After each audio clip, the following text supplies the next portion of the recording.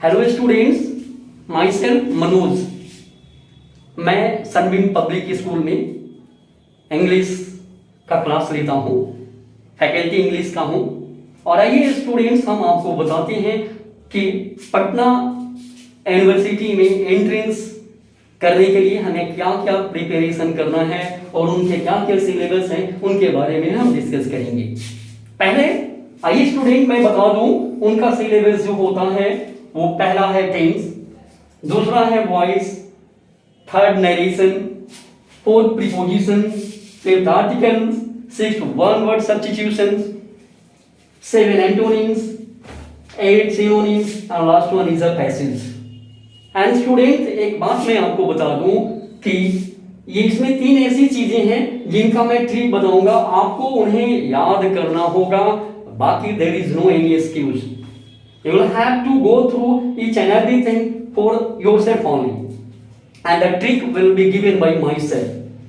One word substitutions, antonyms, synonyms और passage, इनको अगर ये हमें पैसेज करना होगा तो उनके लिए आपको ये सारी चीजें से होकर गुजरना होगा। अगर ये सारी चीजें आएंगी तभी हमारा पैसेज क्लियर होगा, नहीं तो ये हमारे लिए बहुत दिक्कत होंगे। पहला है टेंस, और आपको मैं बता दूं क्या क्या कोरिलेटेड है, कैसे ये सारी टॉपिक्स एक दूसरे से जुड़ी हुई हैं, उनके बारे में मैं बता दूं। टेंस, वॉइस और नरेशन। टेंस अगर हमें आता है तो अगर कहा जाए तो हमारा ग्रामर का जो पिलर होता है वो पिलर पार्ट्स ऑफ स्पीच के तहत होता है। तो वो चीजें तो आप लोग अब हायर लेवल ग्रेजुएशन की प्रिपरेशन कर रहे हैं, एंट्रेंस की तैयारी कर रहे हैं, तो बेसिक चीजें तो आपको आनी चाहिए। अगर नहीं भी होगा तो हम आपको पार्ट्स ऑफ स्पीच फिर उसके बारे में भी हम डिस्कस कर देंगे।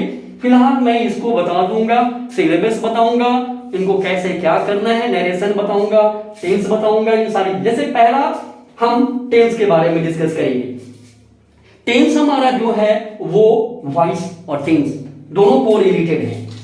इनको वॉइस और टेंस हमारे एक दूसरे से कोरिलेटेड हैं, इनको हमें करना होगा। टेंस अगर कर लेंगे तो वॉइस भी आसान हो जाएगा, और मैं बता भी दूंगा कि कैसे वो हमारे लिए इजी होगा। उसके बाद अगर ये टेंस आएंगे तो इनसे रिलेटेड हमारा नरेशन होता है।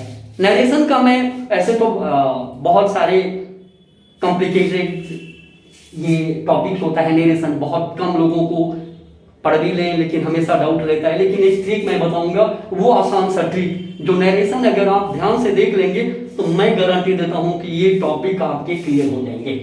ये रहा, ये भी वॉइस भी, ये भी क्लियर। दो तीन टॉपिक ऐसे हैं जो मैं बता दूंगा, वो कभी आपके दिमाग में नहीं, कभी गायब नहीं हो सकता। हाँ रहा आर्टिकल्स, प्रीपोजिशन, इन सारी चीजों को भी मैं बताऊंगा, गहराई में जाऊंगा। आप उनको अच्छी तरह से देखेंगे तो आपके लिए बहुत ही अच्छा रहेगा। पहला हमें पढ़ना है टेंस, दूसरा वॉइस, और ये दो टॉपिक जो है हम लोग कोरिलेटेड है, साथ साथ चलेंगे। टेंस बताएंगे, उनके साथ वॉइस भी बताएंगे। अगर हम टेंस चलेंगे तो उनके साथ वॉइस बताएंगे, फिर नरेशन इसके बाद, फिर ये क्योंकि नरेशन इसलिए बताएंगे क्योंकि ये टेंस से रिलेटेड है, तब फिर हम आपको प्रीपोजिशन, आर्टिकल, फिर ये मैं आर्टिकल्स बताऊंगा।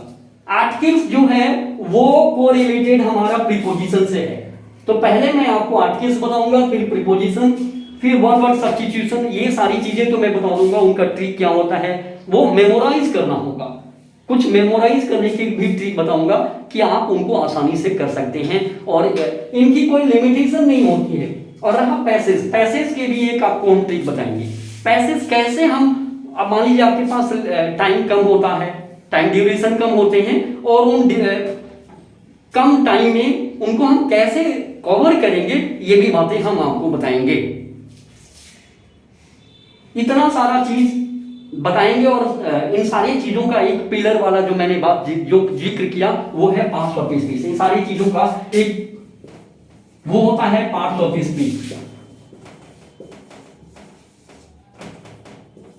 आपको पता होगा पार्ट्स ऑफ स्पीच जो होंगे, मेरे ख्याल से आप सब लोग जानते होंगे, 8 होते हैं। फर्स्ट वन होता है नाउन, सेकेंड, प्रोनाउन। आप लोगों को लग रहा होगा कि ये तो बड़े आसान है, ये सर बेसिक चीज बता रहे हैं, ये सब आता है, लेकिन मुझे पता है बहुत ऐसे होंगे, आता होगा, लेकिन बहुत ऐसे होंगे जिनको जब मैं बताऊंगा तो आपको लगेगा कि ये चीजें, अरे यार हम तो पढ़े नहीं थे, ये पता नहीं इतना कॉन्सेप्ट, ये इतनी गहराई में है, इतना कॉन्सेप्ट कैसे क्लियर हमें नहीं था। आपको लगेगा पढ़े, जरूर पढ़े होंगे। अगर सिंपल आपसे पूछा जाएगा कि व्हाट इज नाउन, आप बता दोगे noun is a name of person, place और थिंग, और इससे भी छोटा definition naming what is noun. But ये केवल डेफिनेशन जान लेना ही काफी नहीं होता है, नाउन भी बहुत, अगर गहराई में जाएंगे तो बहुत डिटेल में होगा। प्रोनाउन, ये भी आपको मैं बताऊंगा।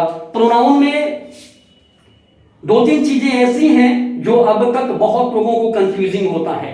एक होता है रिफ्लेक्सिव प्रोनाउन और एम्फेटिक, और एक होता है रिलेटिव प्रोनाउन। और रिलेटिव प्रोनाउन हमारा इंट्रोगेटिव प्रोनाउन से भी जुड़ा हुआ है। तो इन सब सारी चीजों का अब आप देखोगे, आप खुद ही, मैं बता रहा हूं, आप खुद ही रिफ्लेक्सिव प्रोनाउन और एम्फेटिक प्रोनाउन के बारे में आप जिक्र करो तो आपको पता चलेगा कि यार हम प्रोनाउन तो पढ़े हैं, लेकिन ये क्या होता है, एम्फेटिक क्या हो गया। एम्फेटिक में आप सिंपल वर्ड पढ़े होंगे, लिखा रहेगा सिंपल, लेकिन आपको लगेगा यार सिंपल शब्द है ये, यही तो सिंपल होता है, लेकिन ऐसा होता नहीं है। उनके भी नॉर्म्स होते हैं, वो भी मैं जिक्र करूंगा। तो सबसे पहले हम टेंस से स्टार्ट करते हैं और वॉइस।